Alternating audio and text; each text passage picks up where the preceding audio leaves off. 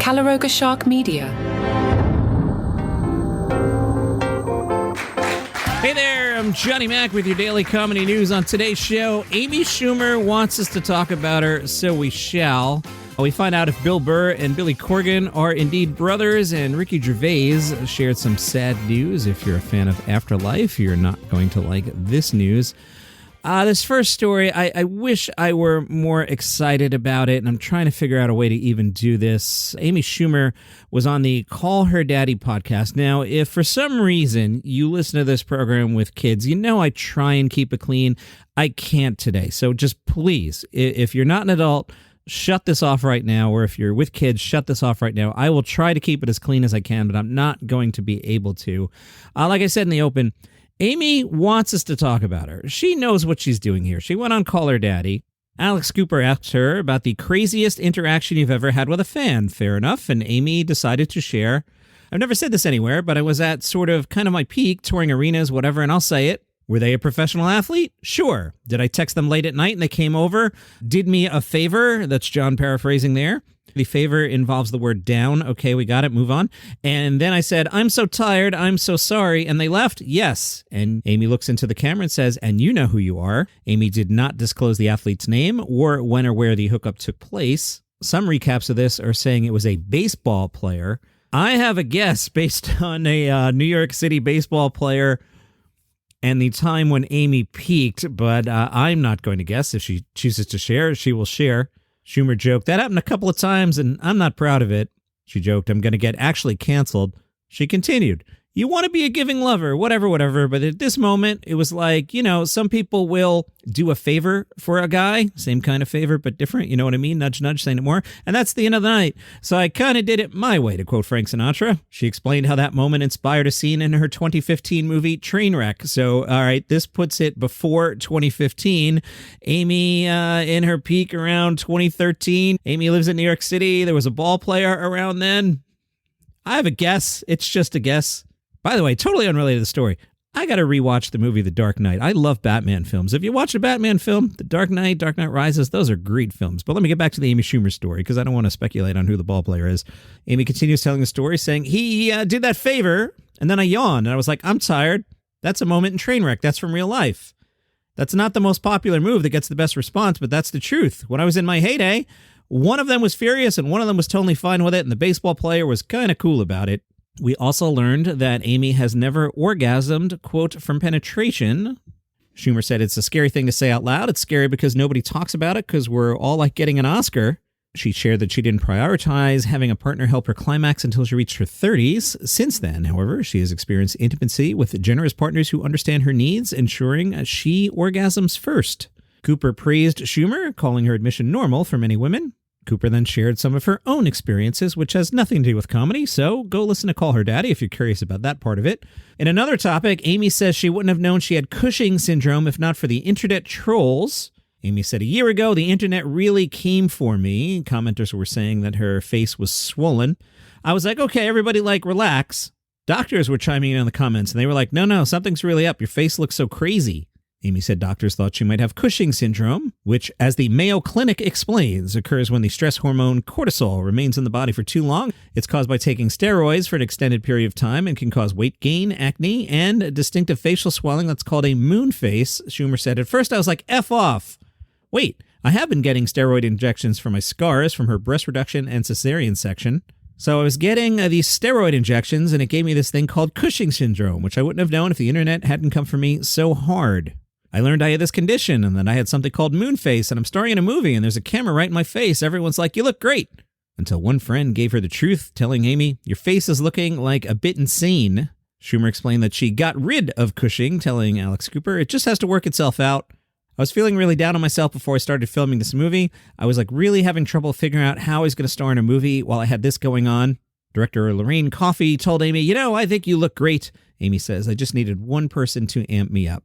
So that's a lot of information from Amy Schumer. By the way, Amy has a movie coming out on Netflix in February called Kinda Pregnant. So like I said, this isn't an accidental interview. You could ask me a question, and I might even have a crazy story, but I probably wouldn't share it. I'm not that kind of fellow. But if I had a movie to promote, maybe I would tell a crazy story. Maybe I would tell you my Bill Cosby story that I'm not going to tell until after he passes away. Maybe I would tell it to you to promote my movie. You know what I'm saying? Yeah. All right, let's move on. Nikki Glaser has announced 17 additional dates on her Alive and Unwell tour. Nikki probably at the top of the game right now. She added a show in Boston. She's playing New York's Beacon Theater. She'll now do 5 shows at the Beacon. That's no joke. Last year, Billy Corgan from Smashing Pumpkins suggested that maybe he was Bill Burr's long-lost half-brother. Burr was on Howie Mandel's podcast. So Burr's there. Howie Mandel says, I have something that I've planned for you. Bring in the surprise. Corgan walks in. Bill Burr goes, what's up? And then looks at Howie and goes, you're an a-hole. Corgan says, he told me you're totally cool with me coming. Burr says, that's what he does. Burr again, all right, F it. I'll do it. Did you ever think the fact that I never told that story that maybe you shouldn't? The emails and the crap that I got? It's not that I don't like them. It just reminds me of all that crap. Burr says, and I'll just do this in my normal voice, I'll explain why after the break. Burr says, what was supposed to happen? Corgan explained the theory that the two look and sound alike because they could be real-life half-brothers. Corgan said, about 10 years ago, one of my brothers was having a birthday party, and my stepmother was there, who was obviously married to my father, and my stepmother said to me, do you know who Bill Burr is? Now, at that point, I had never heard of Bill Burr. I didn't know who he was. I didn't know he was a comedian or anything. He could have been the guy down the street. She said, well, he's this comedian. And I think I even somehow called up a picture on the phone. I kind of noticed right away, gee, he looks like my father. Bill Burr looks more like my father than Bill Burr looks like me, or I look like Bill Burr. So I said to my mother, why are you asking me this? Mom says, I think he might be one of your father's illegitimate children. Bill Burr might be one of the children that your father sired in his days being a traveling musician. Corgan said, the fact that he can't sing, I think disproves that we're related because I'm not funny. Got more details about George Lopez's upcoming and final special. His new special, Muy Católico, was recorded in September at the Dolby Theater in L.A. It will be on Amazon Prime, February 18th. In Muy Católico, Lopez will share his reflections on aging, Latino family dynamics, and cultural quirks. No way, a George Lopez special is going to talk about Latino family dynamics and cultural quirks? He also embraces the challenges of getting older and touches on generational clashes and Latino superstitions. I've met George a couple times. First time I met him, serious, really cool. Was at a Cubs game once. We somehow had tickets in the first row because somebody knew the guy that owned the Cubs. So we were sitting there and George Lopez was behind us in row 2. It was really cool that day. And then at the Chicago Comedy Festival, saw Lopez get up. This is when he had the late night show. And boy, he went scorched earth, like jerky face about Letterman and Conan and everybody. And he was going to reinvent late night and everybody else sucks. And that didn't work out. That was a bit of a turnoff seeing that particular live show. Other than that, I've always enjoyed George Lopez and his comedy. But yeah, he's going to talk about cultural quirks. It's what he does. George says, it's the last one. I've subjected the American people to enough of my crap. Seems like the right time. It's been the one thing that has never left me my whole life, and it's just a wonderful place to leave it at this particular point. On Gossip Corner, TMZ tells us Miami Heat basketball player Jimmy Butler isn't worried about being suspended by the Heat, apparently, because just hours after the Heat hit him with a 2-game ban, Jimmy Butler was seen at a party hanging out with comedian Andrew Schulz. TMZ Sports reports that Butler made his way to the Reserve Cup draft and dinner. He was photographed at the party. One partygoer described him as being in a good mood. Eyewitnesses say Schultz cracked a joke, telling the crowd, if anyone asks, he's not here. He was at the Heat facility practicing. That was someone else you saw. I always enjoy hearing from listeners. Feel encouraged to email me or hit me up on Facebook or however you want to connect. My email address is in the show notes. Anyway, heard from a fan of the show. I won't say who they are. They know who they are because they emailed me, but, I don't want to really cross the line between private and public, but the nature of the question was, sometimes I will on this program do half-ass impressions, and I will flag them as half-ass impressions. For example, I do half-ass angry Jerry Seinfeld. Most people do a Jerry Seinfeld along the lines of, did you ever notice that da-da-da, right? I don't do that one. I do the angry Jerry, the slow burn Jerry, the come on, what do you mean, da-da-da-da-da, right? That's my half-ass Jerry.